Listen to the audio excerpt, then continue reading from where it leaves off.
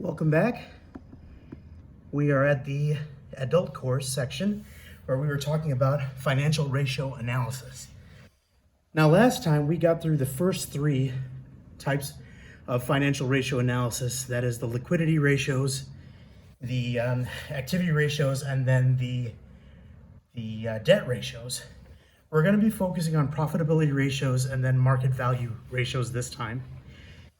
As per last time, we're going to go back to the key financial statements lecture from time to time to take a look at this slide right here, which has the Bartlett Company income statement that provides us with a lot of the key terms like the EBIT, the net profit, and so on. So without further ado, let's get things started. The next category, profitability ratios. For all profitability ratios, the higher, the better.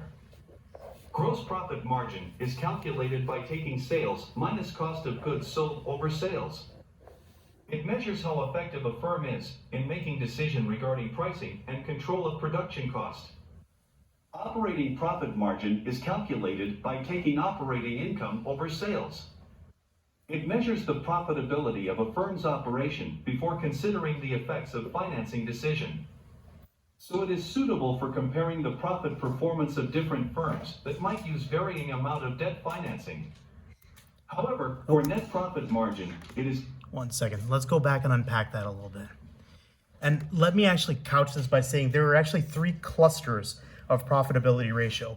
We will talk, and it all has to do with the denominator. So we'll talk about profit over sales, profit over asset, and then profit over equity. So these are all profit over sales ratios. So when we're talking about the gross profit margin and the sales minus the costs of goods sold per sales, the closer you have this number to 1, the better you're doing. It means that you've kept your manufacturing costs low enough. You can't really get this number to be greater than 1 because, again, you're always going to be having to subtract the cost of that it took to manufacture the goods that you're selling. The operating profit margin is, they're saying, the operating income divided by sales.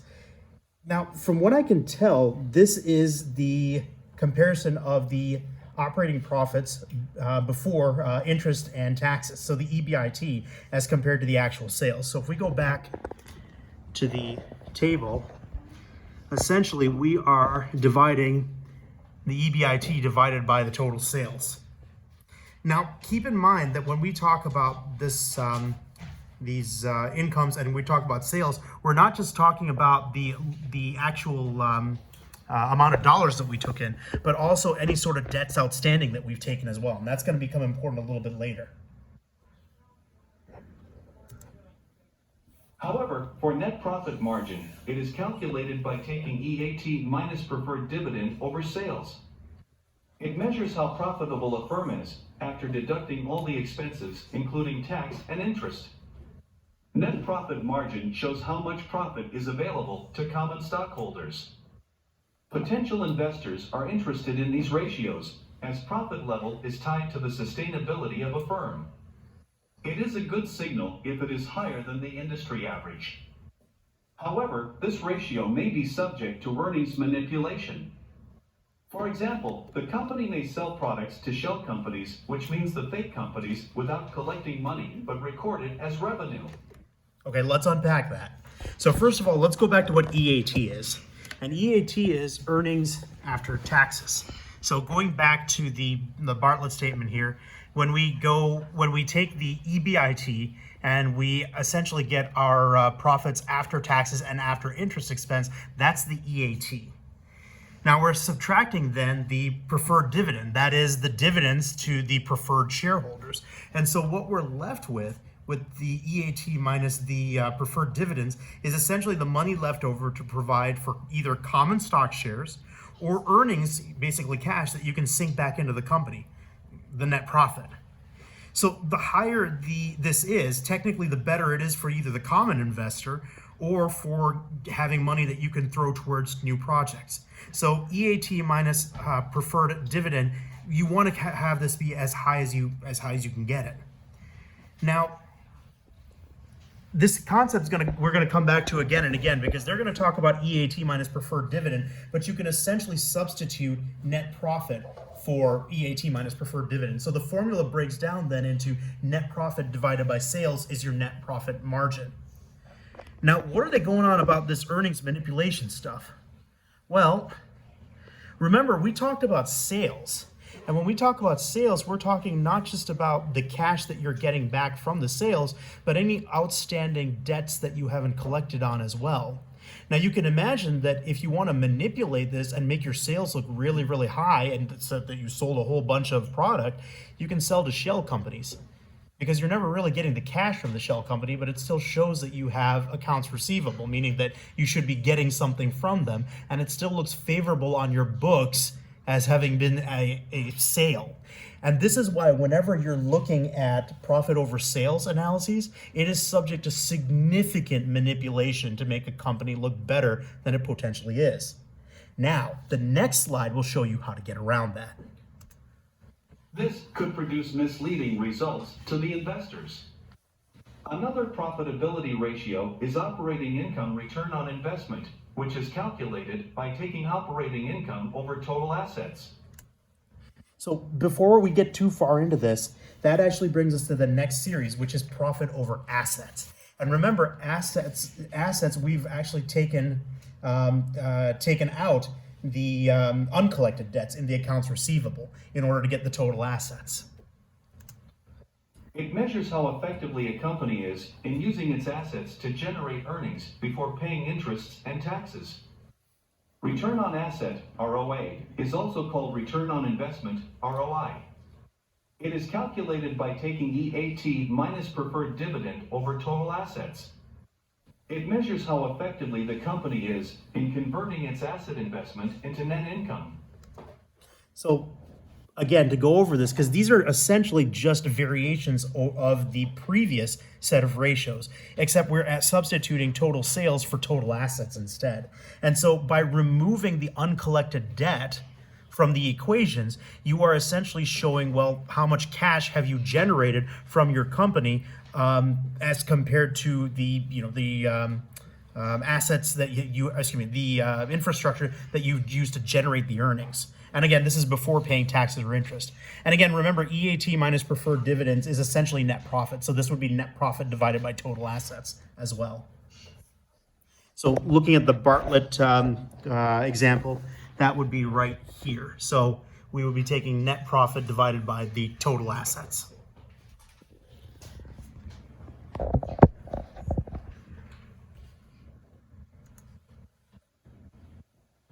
Oh, didn't go. Return on equity, ROE, is calculated by taking EAT minus preferred dividends over common equity.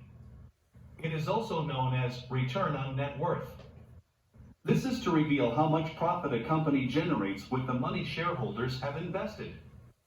However, ROE is directly influenced by the amount of debt used by the company. Sometimes, high ROE may simply reflect greater proportion of debt leverage used by the firm. For high growth companies, we should expect a higher ROE. The ROE is useful for comparing the profitability of a company to other firms in the same industry. Okay, let's unpack this a little bit. So, return on equity, or ROE. You can, again, take EAT minus preferred dividend and basically change that to net profit. So you're essentially dividing net profit by the common equity. That is the money that is available for common shares of the stock. You are essentially comparing the net profit of the company to the amount of money the shareholders have sunk into the company. Now, there's a way to artificially increase this. You can increase the amount of money by taking out a loan. All of a sudden, you become flush with more money. The numerator increases, and therefore the ROE becomes quite a bit higher. So you can cook the books with this number as well. Now, how do you get around that? You go back to your debt ratios. If you go back to the last slide set from session 3, go back to the concept of debt to equity ratio and the times interest earned.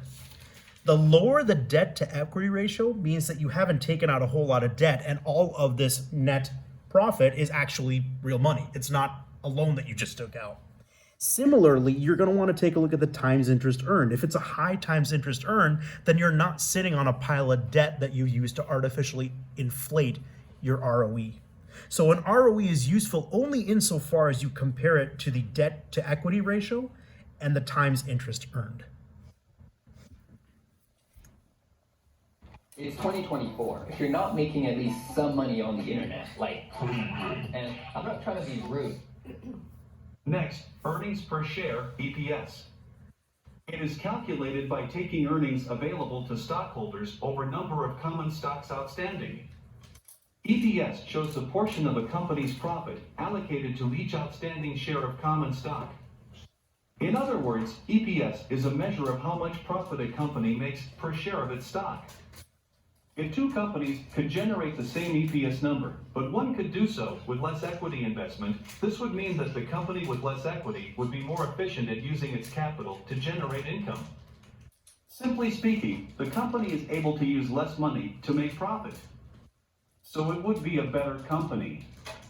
If operating cash flow per share is greater than the reported EPS, that means the earnings are of a high quality, because the company is generating more cash than is reported on the income statement, which is a good sign. But if the operating cash flow per share is lower than the EPS, it means the company might not be making as much money as it seems on paper. Okay, so let me break this one down too. Here's where I was a little bit unclear. It was unclear to me if the numerator indicates the earnings after taxes, or they've already taken out the shares available for preferred stockholder, the preferred stock dividends, and then thereby it means the net profit. So I'm not sure if this is the EAT or if this is actually the net profit. They didn't really indicate it. However, the denominator is common stock, so the presumption is that the numerator has to do more with the net profit rather than the EAT. If somebody knows otherwise, please do correct me on this, but I'm going with the assumption that we're indicating net profit per the number of outstanding common shares of stock. So basically, this is an indication of how much the profit the company makes per each share of stock. The trick is that you want this profit to be in the form of cash received, not debts and loans received, or unaccounted, uncollected accounts payable. So you don't want, you want this in cash, or a form of currency. Now the last statement was confusing. I had to look at this a few times, but I think broken down, what this means is that if the cash you take in per share of stock is greater than the earnings available to the stockholders per share, or the earnings per share, then this means that the earnings available are not necessarily due to loans that have been taken out at all. It suggests that the company's actually made more than enough money to not only pay out the stockholders, but also more money to throw at new projects. As a summary for the profitability ratios, they can be divided into three types. First, profit over sales, including gross profit margin, operating profit margin, and net profit margin. Second, profit over asset, including operating income, return on investment, and return on asset. Third, profit over equity, which is return on equity. The last category is market value ratios. It provides an assessment of the firm's performance as perceived by the financial market. These ratios should parallel with the accounting ratios for that firm. For example, if the accounting ratios suggest that a firm has more risk than average firm in the industry and lower profits per spec, this information should reflect on a lower market price of that firm's stock. Price to earnings ratio, or PE ratio, is calculated by taking market price per share over earnings per share. This ratio measures the current share price relative to its per share earnings. It tells you how much money an investor needs to invest in a company in order to get $1 of profit that the company makes. Sometimes it is referred as the multiple because it shows how much investors are willing to pay per dollar of earnings. A high PE ratio shows that investors are expecting higher earnings growth in the future. So another way of thinking about this, because I had to think a little bit more about this myself, is essentially how much money do you need to invest in order to obtain $1 of profit from the company? If this ratio is high, this means that your initial investors or the people who are investing currently up front are putting up with a lot. They're willing to put up a lot of money in order to get even $1 of profit from your company. Now, the expectation is that if you have a high price to earning ratio initially, and you have people investing in you, they believe in your company enough that they think you're going to use that seed money over time to decrease this ratio by increasing the earnings per share, thereby getting them back the money that they had initially sunk in.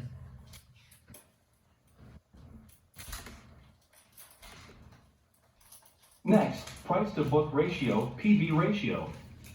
It is calculated by taking market price per share over book value per share. To calculate book value per share, we take common equity over number of common stock outstanding. This ratio compares the price of a company's stock to the value of its assets, reflecting the investor's perception on the company. If the ratio is less than 1, it means that investors think the company's assets are not worth enough to justify the stock price. This could be because the company is taking on a lot of risk or doesn't have enough money invested in the business. Therefore, investors have low confidence to invest in the company as they may not think it is a good opportunity to make money. The company's assets may not generate enough profits in the future to justify the current stock price. Okay, what just happened here? Attention. Oh, There's dear. a financial event of biblical proportions happening on April 25th. And Although Okay, before we go into the last little bit here and talk about limitations, let's unpack this because they threw a lot of stuff and used a lot of terminology we've unpacked earlier, but like I said, it's a lot of word soup. So first thing we got to figure out is, okay, well, in order to get this price to book ratio, we got to unpack book value per share. So what is the common equity? Well, when we go to the balance sheet here on the Bartlett balance sheet, what we're calling the common equity on the balance sheet is the stockholders' equity minus the preferred stock and the retained earnings. So basically, you've taken out all the assets, subtracted out all the liabilities, then subtracted out the preferred stock equity and any money that the company intends to retain or sink into new projects.